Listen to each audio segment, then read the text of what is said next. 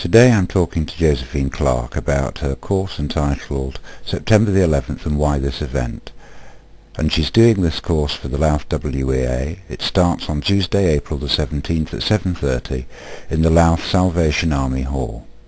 The course lasts for 7 weekly sessions and each is 2 hours long. I started off by asking her about her background as a secondary school teacher. 30 years that I was a teacher for, but one of the things I enjoyed about teaching was having to find out about new topics to teach. So, for instance, I taught the Arab-Israeli dispute, the rise of communist China. So you already had an interest in the Middle East before September the 11th happened? Yes, I had done some work on and taught the Arab-Israeli dispute for some years, yes. But presumably not in the depth that's required for this particular topic? No, what I'm really dealing with in my course is the rise of political Islam. And that wasn't really developed at the time I was teaching the Arab-Israeli dispute. It partly arose for personal reasons, because my daughter became engaged to an Iranian and has married him, and they have 2 very beautiful daughters. They're living here in England. Abe has been in this country since he was 17 as a student, and now he's employed here, and they live in Manchester. So when Isabel became involved with Abe, I wanted to find out about the region that he'd come from.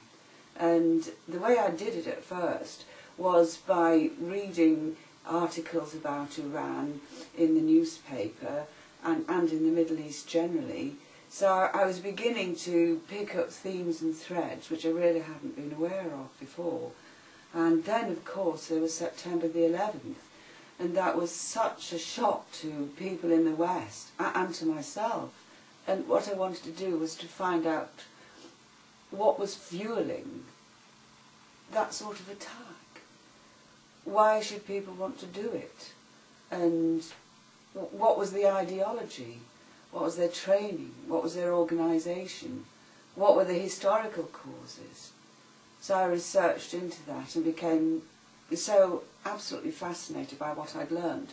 Because although I'd studied history at university and taught history all my life in secondary schools, apart from the Arab-Israeli dispute, I really hadn't any understanding of Muslim history in the Muslim world. We live in a globalised world now.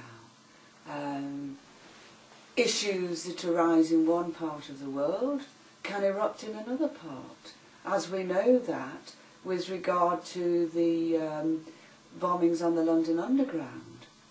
We know that there are terrorist cells active in Britain, and we can't cut ourselves off from issues that have arisen in other parts of the world. We are one world, and I think we need to move beyond a Western, Eurocentric view of our world. How do you feel that the current situation between the West and the Middle East is being handled in the media at the moment?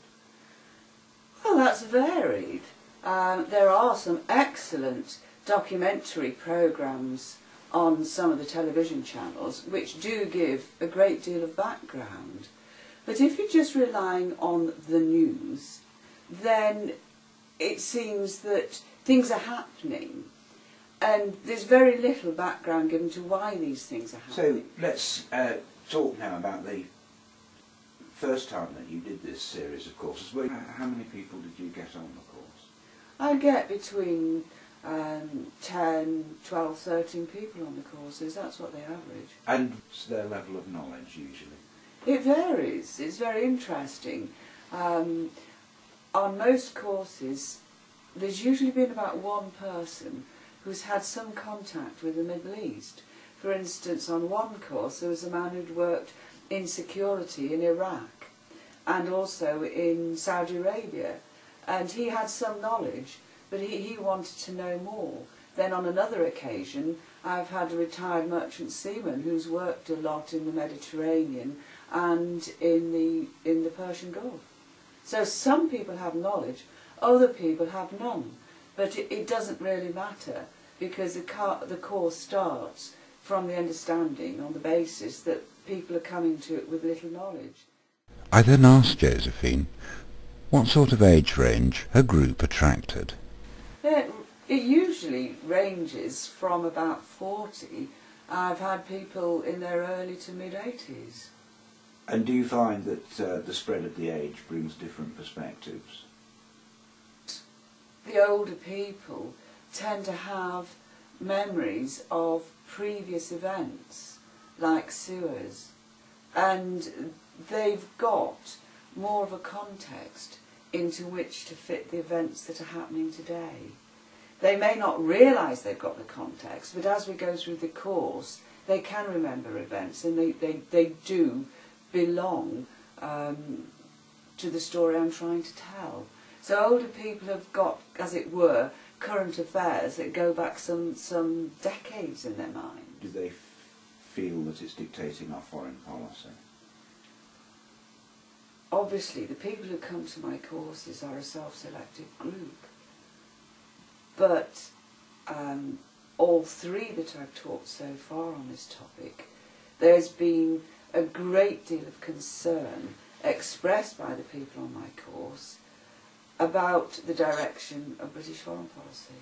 There is concern and an anxiety that the American view of the world and American policy within the world is not always helpful. So what's the course about? Well, what I want to do is go back to the earliest days of Islam, how it originated.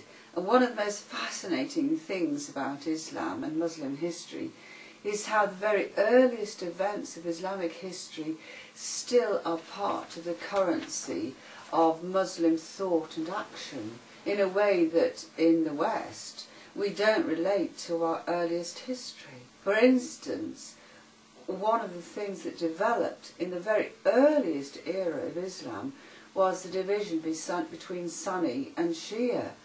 So it goes back right to the very origins and then works its way forward to the development of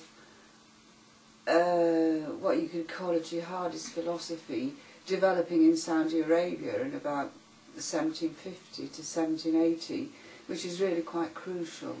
And I do look at the role of Saudi Arabia in the current terrorist crisis. It does have a role, although it is not one that is generally admitted by the Bush administration. When you finish this course in Louth, what are your future plans? Well, I've recently finished a course on Iran, which is a new course. I've delivered that at Barton-on-Humber. And how was that received? Oh, very well, yes. The class really enjoyed it. In fact, they've enjoyed it so much, they've asked me to do another course in September 2008. And they've agreed with the class that I shall look at Iraq, and I shall call it Iraq, the Eye of the Storm. Well, this is very exciting. Yes. I wish you every success with the course in Louth, and thank you for agreeing to the interview.